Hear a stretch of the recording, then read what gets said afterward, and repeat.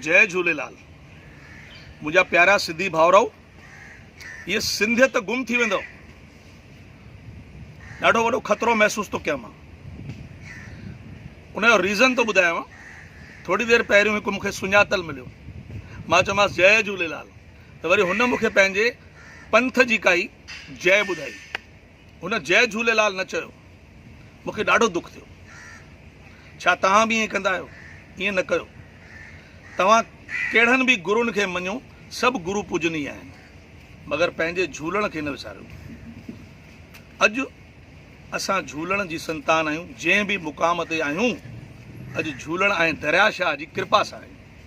असांजा वॾा जंहिं पंहिंजा अबाणा छॾिया, उन्हनि झूलण खे न विसारियो, तंहिंजे करे अॼु असां हिन एॾी हाइट ते पहुता आहियूं।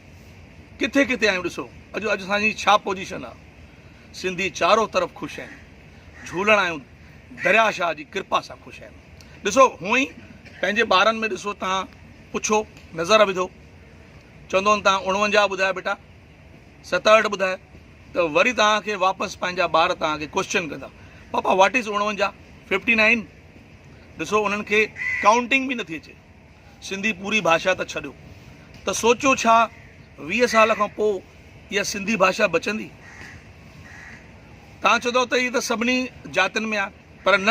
ॾिसो गुजराती जो ॿारु आहे, केतिरी बि पंहिंजी भाषा विसारे छॾे, वेंदो त आख़िर गुजरात, उनजी हिस्ट्री उनजी मौजूदु आहे, उनजी साइन उते मौजूदु आहे, सभु कुझु उनखे मिली वेंदो। तव्हांजा ॿार काॾे वेंदा? सिंध प्रदेश आहे कोई? असांजे ॿारनि खे ॿुधाइण वारो केरु बचंदो?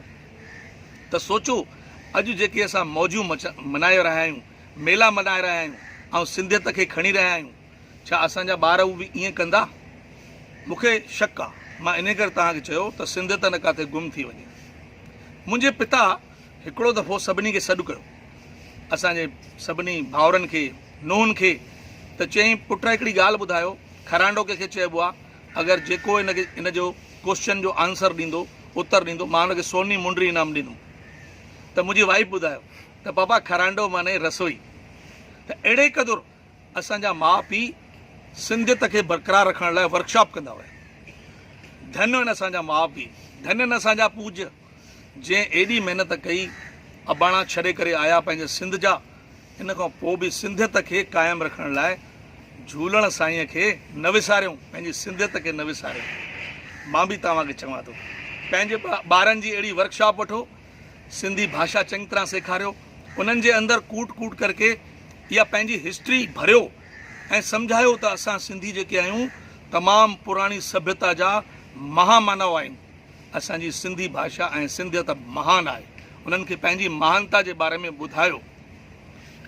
सिंधिड़ी अबाणी ॿोली, सिंधिड़ी अबाणी ॿोली, तंहिंखे मां कीअं विसारियां, जंहिंमें ॾिनी आहे मूंखे पींघे में माउलोली।